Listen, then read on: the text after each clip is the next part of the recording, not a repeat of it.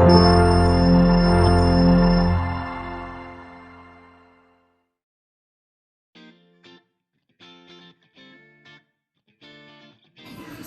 semua, Elvi Karo kembali lagi. Kali ini dengan part 3 dari desain endgame yang sebelumnya gua buat. Yang belum nonton bisa dilihat part sebelumnya ya, linknya ada di deskripsi. Jadi ceritanya gua bikin desain rumah dari game yang gua mainin, yaitu The Sims 4 versi PC, yang gue aplikasikan desain tersebut atau desain yang gue buat di The Sims itu ke aplikasi desain SketchUp 2018. Nah, ini di part 3 ini gue finishing pembuatan interior rumahnya. Jadi ayo kita lihat rumah ukuran 6x12 dengan 2 lantai, 3 kamar, 2 kamar mandi, kemudian ruang keluarga, mini pool, kitchen, dan juga balkon. Nah, ini pertama di lantai 1 dulu. Di lantai 1 ini ada dapur atau kitchen, sekaligus ruang tamu juga, dan kolam renang kecil atau mini pool yang dalamnya kurang lebih sekitar 1 meter gue bikin. Untuk tinggi ruangannya sendiri di lantai 1 ini 3,5 meter agar memberikan sirkulasi udara yang baik ya. Dan ini untuk kongko-kongko juga bisa di sini. Nah, jadi konsepnya itu ketika emaknya masak, anak-anaknya bisa sambil main di sini ya, nungguin ya. Jadi tetap terpantau meskipun di dalam rumah, tapi masih bisa tetap bermain. Karena di masa pandemi ini, atau mungkin nanti ada pandemi-pandemi lainnya, agak susah ya untuk beraktivitas, apalagi bermain di luar. Ya karena tempat mainnya pada ditutup ya. Nah, ini dapurnya dengan konsep mini bar. Nah, di bagian bawah kompor itu adalah untuk meletakkan tabung gasnya ya. Ya cukuplah buat tabung gas yang 5 kilo.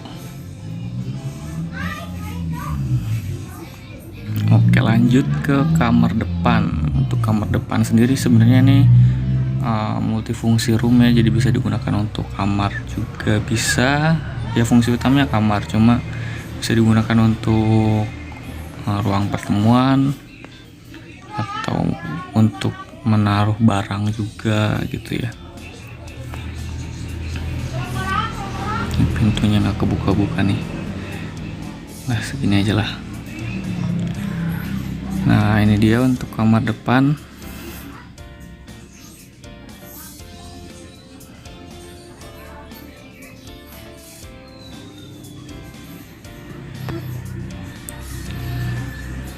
Nggak terlalu banyak barang sih ya, karena memang fungsi dari ruangannya itu sendiri yang bisa berganti-ganti, jadi di setting kamar biasa dulu gitu. Berikutnya adalah kamar mandi. Untuk kamar mandinya sendiri ini nggak terlalu besar, ukurannya sekitar 1,5 atau 1 meter gitu ya, kali 2 meter. Tapi di dalamnya cukup lengkap, ada kloset duduk, kemudian wastafel, dan juga shower untuk mandinya. Ya udah menganut unsur-unsur rumah modern ya, udah nggak pakai ember atau bak mandi lagi.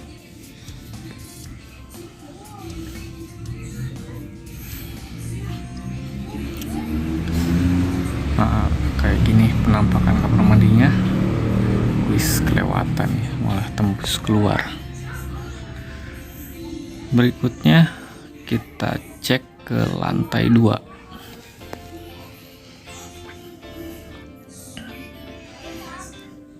Tangganya emang didesain seperti ini agar lebih aman ya.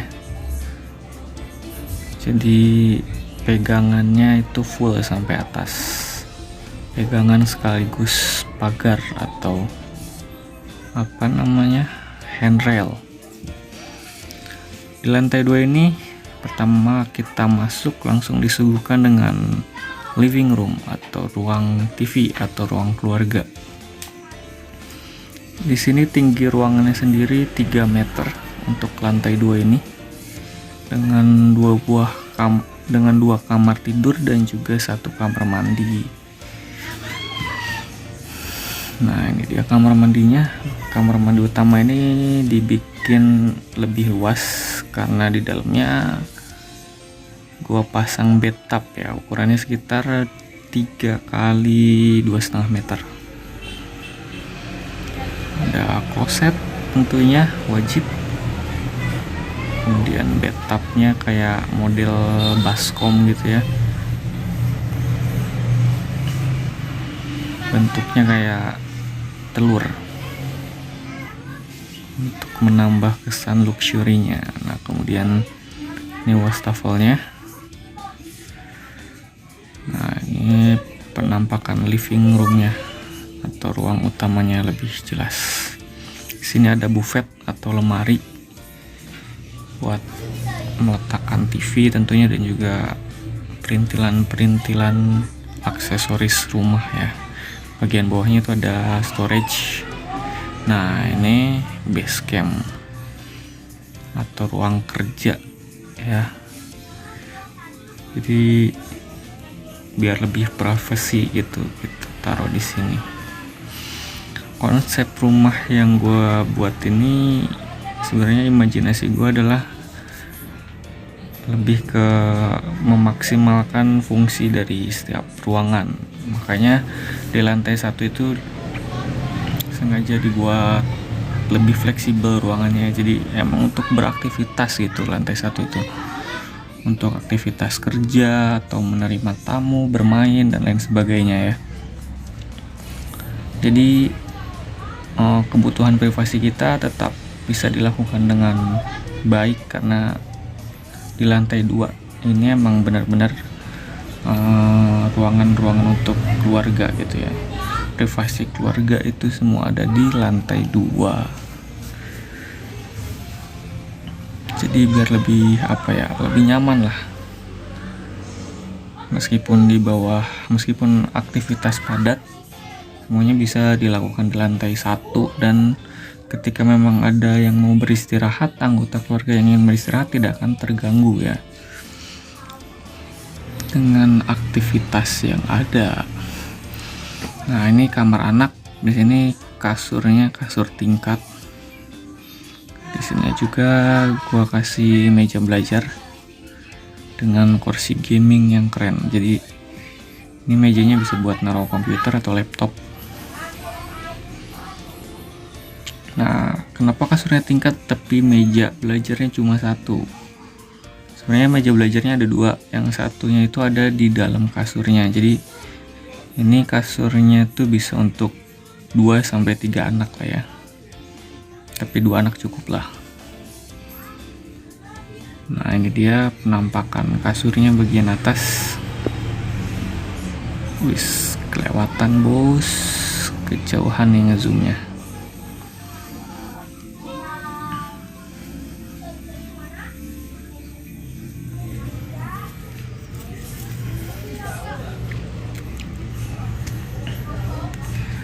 Nah, jadi di kamar ini bisa memuat atau bisa untuk kapasitas 3 orang anak ya. Nah, ini dia kasur tingkatnya. Nah, seperti ini. Nah, ini kita lihat kasur tingkat bagian bawahnya. Nah, ini dia. Ada meja belajar juga di sini ya. Jadi tenang aja, semuanya kebagian. Ini bisa untuk 2 orang meja belajarnya.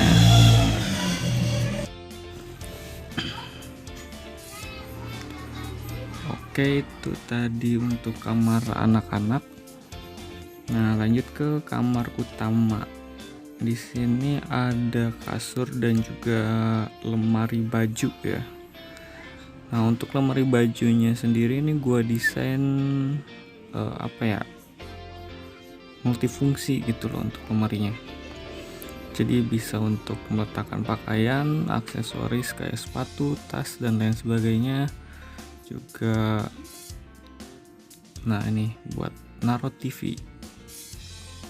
Jadi emang cukup besar, ini ukurannya sekitar 2 kali 1,3 kali 2, lebarnya 1,3 meter ya. Nah, ini untuk bagian dalamnya ada rak-rak, kemudian bisa untuk menggantungkan pakaian, celana, baju gitu. Jadi lebih buat baju-baju formal itu bisa digantungkan semua di dalamnya. Nah, ini cermin, jadi bagian belakang pintunya ini di slide. Nah, bagian belakangnya itu untuk cermin, jadi tinggal simpan kursi di depan kasur itu untuk rias-rias ya. Oke, next ini adalah bagian balkonnya. Ukurannya 1,5 meter ya lebarnya. Ya, cukup simpel kayak gini doang dengan pagar kaca. Untuk desain interiornya beberapa komponen, sebagian besar malah itu gua download dari 3D Warehouse. Jadi untuk mempermudah dan mempersingkat waktu ya, kalau gua desain semua itu lama banget mungkin ini kelarnya. Nah, mungkin cukup sekian dari gua. Terima kasih sudah menonton. Jangan lupa ikutin terus video gua, channel gua, like, comment, dan subscribe. Terima kasih.